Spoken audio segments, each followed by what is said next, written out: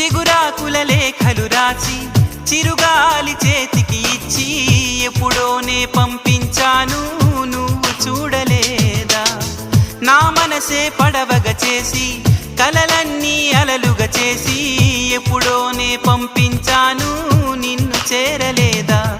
చెప్పాలని అనిపిస్తున్నా నా ఎదుటే నువ్వు కూర్చున్నా మనసులోన మాట నీకు చెప్పలేకపోతున్నా.